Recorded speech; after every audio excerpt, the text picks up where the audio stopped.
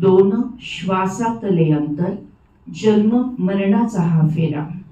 थांबले श्वास संपले जीवन, थांबले श्वास संपले जीवन. मरणाचा हा सोहळा अमृतमय करूया, मरणाचा हा सोहळा अमृतमय करूया. संकल्प करूया आजच, संकल्प करूया आजच. मरणोत्तर नेत्रदान करूया, मरणोत्तर नेत्रदान करूया.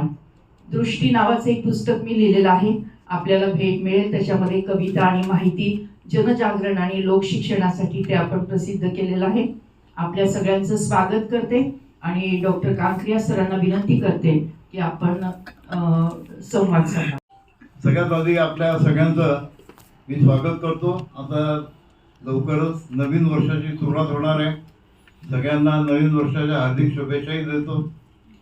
जसं डॉक्टर सुधाने सांगितलं, आज मुद्दाम माहेरच्या म्हणजे त्यांच्या माहेरच्या लोकांशी संवाद साधण्याची ही चांगली संधी उपलब्ध झाली.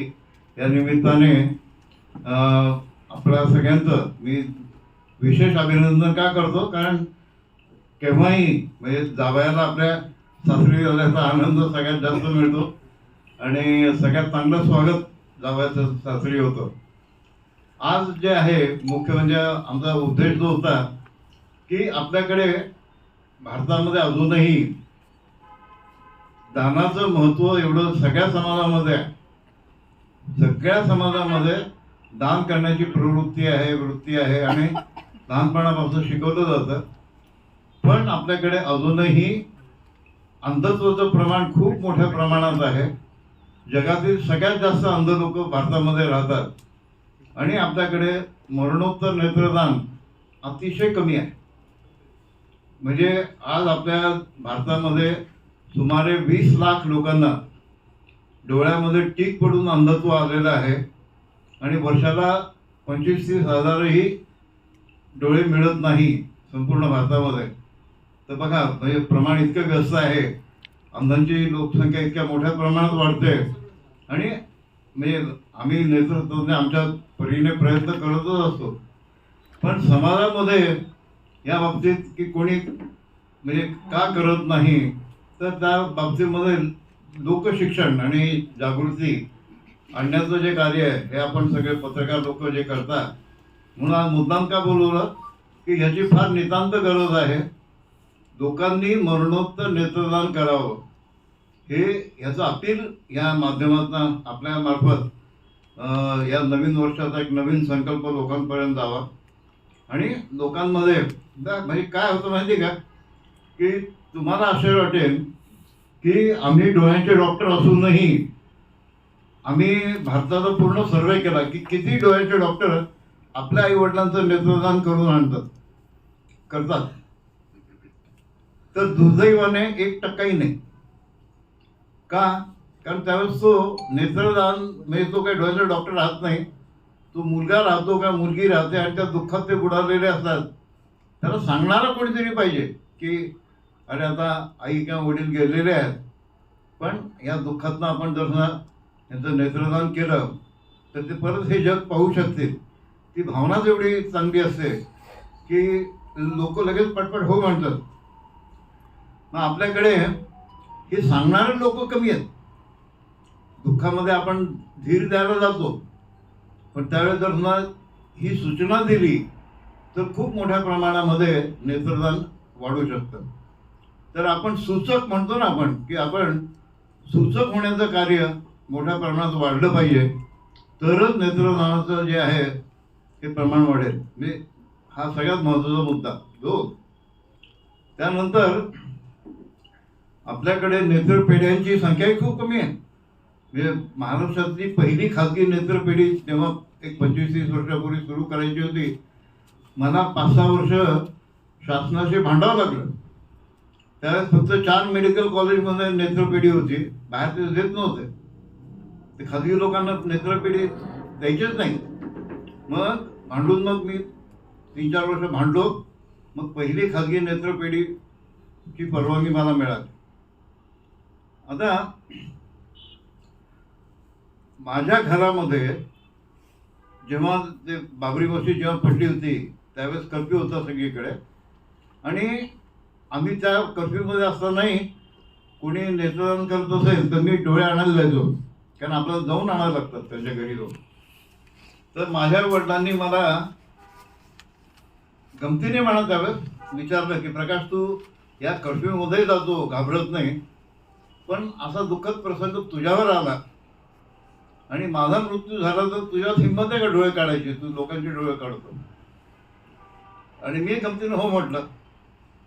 आता बघा, म्हणजे दुर्भाग्य माझं त्यावेळेस म्हणा, त्यांनी हे का संकल्पना त्यांना तशी वाटली, आणि 4 दिवसानंतर त्यांचा मृत्यू पण झाला. त्याच काळामध्ये मृत्यू झाल्यानंतर सगळ्यात पहिली घटना मला काय आठवली असेल तर वडिलांनी मला विचारलेला तो प्रश्न. आणि त्यावेळेस मी पहिल्यांदा हिंमत केली की मी स्वतः त्यांचे दोन्ही डोळे स्वतः मी काढले, आणि एक हिंदू बांधव आणि एक मुस्लिम भगिनी या दोघांच्या डोळ्यावरती मी स्वतः रोपण केले. कारण स्वतः काढणे आणि स्वतः रोपण करणे ही फार दुर्लभ घटना आहे, आणि त्यावेळेस भारतामधली ही पहिली घटना होती की असं कोणीतरी केलं त्या 25-26 वर्षापूर्वी. आणि ती हिंमतसुद्धा साईबाबांनीच मला दिली, आणि अशी घटना घडली. आणि असं जे आहे त्यामुळे अहमदनगर सारख्या छोट्या गावामध्ये त्या मानाने नेत्रदानाचं प्रमाण खूप मोठं आहे. का? लोकांना हे कळतं की डॉक्टर स्वतः हे करतात, त्यांच्या आईवडिलांचं त्यांनी केलं, त्यांच्यामध्ये हिंमत आली, आणि मग मोठ्या प्रमाणात नेत्रदान व्हायला लागलं. तर आपल्याकडे नेत्रदानाचं प्रमाण वाढलं पाहिजे, हे निश्चित या नवीन वर्षाच्या संकल्पनेतनं आपण लोकांपर्यंत पोहोचवा. दुसरं, आजकाल फार कमी वयामध्ये मुलांना खेळणी म्हणून हे मोबाईल देण्याचं जे सत्र सुरू आहे ते अतिशय घातक आहे. हे सुद्धा आता सुचवणं आवश्यक आहे. मी शाळेत असताना पूर्ण शाळेमध्ये 4-5 लोकांना चष्मे असायचे. पूर्ण शाळेमध्ये त्यांना कंदील म्हणून चिडवायचे मुलं. आता प्रत्येक वर्गामध्ये 10-15 कंदील झालेले आहेत. अतिशय कमी वयामध्ये मोठ्या नंबरचे चष्मे लागण्याचं प्रमाण भयानक झालेलं आहे, आणि खूप चिंताजनक आहे. या सगळ्या मुलांना किंवा मुलींना पुढे आयुष्यातले जे धोके आहेत ते आपण सावध नाही केले तर यांच्या करिअरमध्ये, आपण म्हणतो ना की यांना सैन्यात जाता येत नाही, पोलीस भरती नाही, पायलट होता येत नाही, नेव्ही जॉईन करता येत नाही, खूप करिअर आहेत. जिथे चष्मा असला त्याचा तुम्हाला नकार दिला जातो. या मुलांचं असंच होणार आहे. आणि दृष्टीदोष वाढल्यामुळे एकूण ह्या मुलांच्या मानसिक बुद्धिमत्तेमध्ये सुद्धा फरक पडायला लागला. तर त्या पालकांनाही सावध करा की जे मुलांना अतिशय म्हणजे कमी वयात म्हणतो 1-1 वर्षाच्या मुलालाही ते मोबाईल खेळणं म्हणून देतात, आणि ह्यामुळे मुलांच्या डोळ्यावरती अतिशय घातक परिणाम होत आहेत. हे पालक सगळे सावध व्हायला पाहिजे. हाही नवीन वर्षाचा जो संदेश आहे तो लोकांपर्यंत पोहोचला पाहिजे, हे महत्त्वाचं आहे.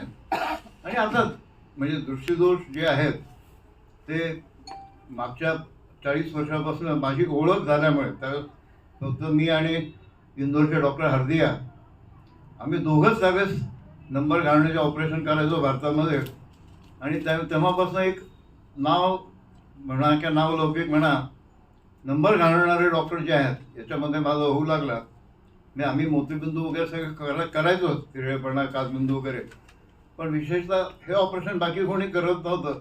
त्यामुळे ती आयडेंटिटी मिळाली. मग आम्ही या शिबिराच्या माध्यमातून महाराष्ट्रभर आणि महाराष्ट्राबाहेरही ही सुविधा जी आहे ही दुर्मिळ आहे ती लोकांपर्यंत पोहोचवावी म्हणून ही शिबिरं घेतो आम्ही.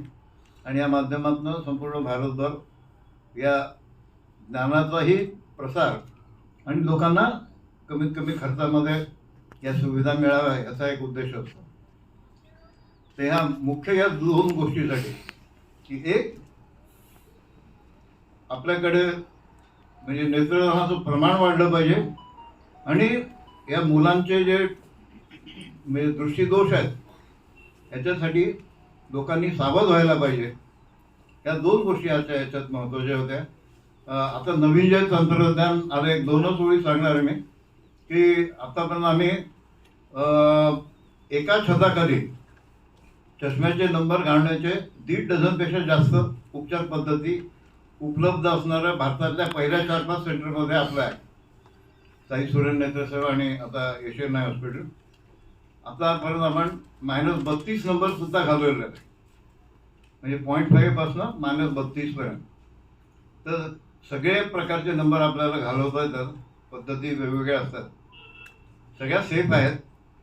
सगळ्यात महत्त्वाचं काय असतं की उपचारामध्ये सगळ्यात प्राधान्य आधी जे दिलं जातं ते सेफ्टीसाठी.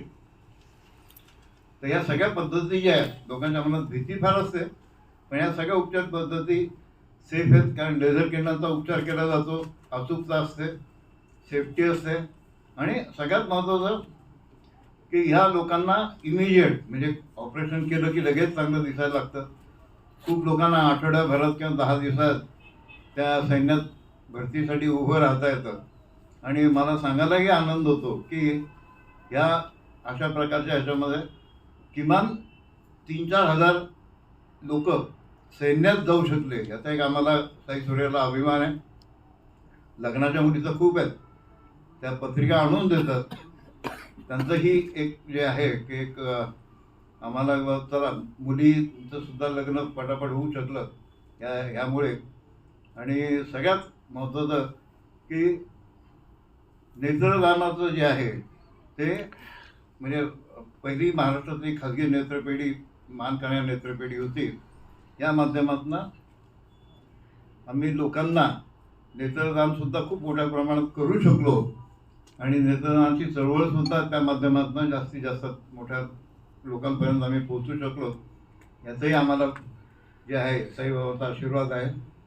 आपण सगळे आलात आणि आपणाला काही विचारायचं नक्कीच विचारा, पण लोकांपर्यंत या 2 गोष्टीच्या मी म्हटलं नवीन वर्षामध्ये त्या 2 गोष्टी पोचल्या पाहिजे. एक तर नेत्रदानाचं, आणि या मुलांचं जे दृष्टीचा जो धोका आहे त्या बाबतीमध्ये जागरूकतेचं, या 2 गोष्टी लोकांपर्यंत पोहोचव.